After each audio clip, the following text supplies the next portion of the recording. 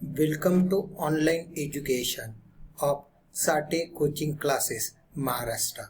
Let us start the syllabus of class 10th science. First chapter in science 1 is the gravitation. What is meant by gravitation? Gravitation means force of attraction. Everyone knows about the gravitation. So gravitation is related with the name of a famous scientist, Newton. About the gravitation, you know the story of falling apple. Newton saw an apple from tree is falling and it is moving toward the earth. Newton concluded that why the apple moves toward the earth, it is due to earth attracts the apple toward its surface. At the same time, Newton explained the moon which is revolving around the earth in the earth's gravitational field. So it is also bounded by a gravitational force of earth. So we are going to study the details about this gravitation and the gravitational force in this chapter.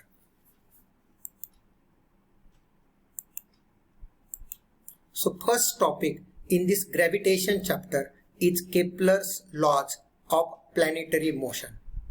So Kepler's first law. What is Kepler's first law? The orbit of a planet is an ellipse with the sun at one of the foci. So the path of the planet which is orbiting around the sun is ellipse. It is not a circle, it is ellipse according to scientist Kepler. And where is sun? Sun is at one of the focus. So this ellipse, to draw the ellipse, we have to take the two centers. For example, if we take the two centers at some certain distance apart and such two centers, if we tie a thread and if we draw a curve, we will get such a type of shape. So that at the two centers are called as a two foci. So where the sun is, sun lies at one of the foci. So the first law of Kepler is the orbit of a planet is an ellipse and the sun is at one of the foci. Now Kepler's second law is the line joining the planet and sun sweeps equal area in equal interval of time. So this is the line. Let us consider a planet at this position and this is the sun. So this is the line which connects the planet to the sun. So this line sweeps equal areas in equal interval of time. It means if these shaded areas are equal, then T1 equal to T2. If this area is greater than this area, then T1 is greater than T2. If this area is greater than this area, then T2 is greater than T1. This is Kepler's second law. The line joining the planet and sun sweeps equal areas in equal intervals of time. Kepler's third law. The square of its period of revolution around the sun is directly proportional to the cube of the mean distance of planet from the sun.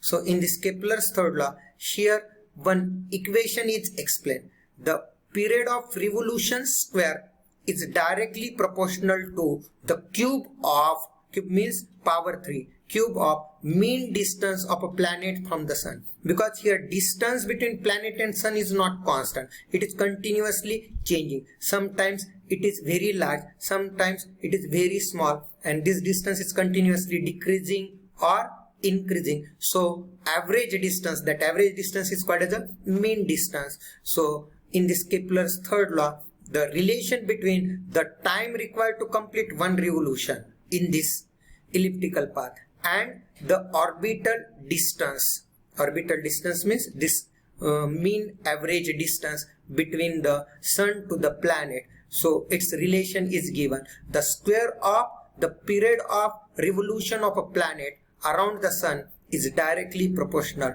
to the cube of the mean distance of planet from the sun. Student, all these three laws are very important for your 10th board exam. So all of you must learn this Kepler's laws of planetary motion. It is very important question. Now, the path of the planet is elliptical one, but to apply the mathematical concept in this science, we are assuming the path as circle in our further headings. Now, here we will take one problem based on the Kepler's third law. What is Kepler's third law? That is T square is directly proportional to R cube. Let us read the question. Let the period of revolution of a planet at a distance r from a star be t. So Sun is also one star. From one of the star at a distance r, the period is t. Prove that if it was at a distance 2r from the star, its period of revolution will be square root of 8t. Now, here in question itself you can understand that here is somewhat relation between t and r, means that period and the orbital distance. So here applying using Kepler's third law of motion, that is t square is directly proportional to r cube, means t square by r cube equal to constant. Here this problem can be solved by proportionality. So t square equal to k r cube. In the first case, this distance is r and the period is t. Hence the equation becomes t square equal to k r cube as it is, and t equal to under root of k r cube. Let us consider this as equation 1. Now in second condition, it is given that if this distance become 2r, so we will denote by some another notation, r1 equal to 2r, and new period is t1. So t1 equal to under root of, this is k into that distance cube, that is distance is 2r whole cube. So this equation is written similar to the equation number 1. Now as the period changes, so this distance also changes. This is a new distance, correspondingly this is a new period. So new distance is in place of r, now we are considering 2r, and new period is assumed as t1. Now solving this, t1 equal to, this is 2 cube is 8, this is k, and this is r cube. So this become t1 equal to square root of 8 k r cube. So from equation 1, the square root of k r cube is t, hence t1 equal to square root of 8t. Hence it is proved that if the distance of planet from the star become 2r, its period of revolution will be square root of 8t. Now we will see the next heading. Why Newton assumed inverse square dependence on distance in his law of gravitation. According to Kepler, the path of planet is ellipse, but it is difficult to apply the basic mathematics in this elliptical path. So Newton, while studying this concept of the gravitation, he assumed that path is circle, and he applied the various mathematical concepts while studying the gravitation. So for circular motion, one force is essential, that is named as centripetal force. What is meant by centripetal force? In every circular motion, the force which is toward center is called as centripetal force. So meaning of centripetal force is itself in these words. So force, petal means toward, centri means center. The force which is toward center is called as a centripetal force. But this force is always there in circular motion, and it is essential, it maintains a circular motion. For example, if we take any mass and that mass is tied to a string and revolved in a circle, then in its circular motion we are providing the force to that revolving mass by the string from the center, by which we are holding the string in our thumb and the fingers. If we release that thumb and the finger, that mass no longer performs circular motion which is tied to the string. the string will be released from your hand and the mass will no longer further perform circular motion. So in every circular motion, such tying agent is necessary, which is toward the center, which keep tying the particle to the center, and that force is called as a centripetal force. So this is the need of circular motion. So the centripetal force acting on the planets also, which are revolving around the sun, and that centripetal force is a tying force, that is nothing but the gravitational force of attraction, which provide the necessary centripetal force which maintain that orbiting motion of the planet around the sun.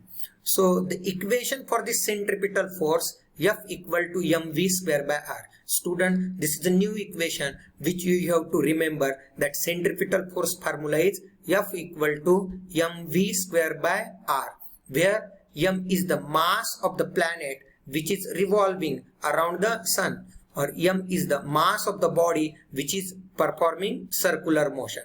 V is its speed and r is distance of that planet from the sun, or you may understand this r by a simple word, that is a radius. So r radius, v speed, and m is mass of that revolving body. Here revolving body is a planet which is revolving around the sun.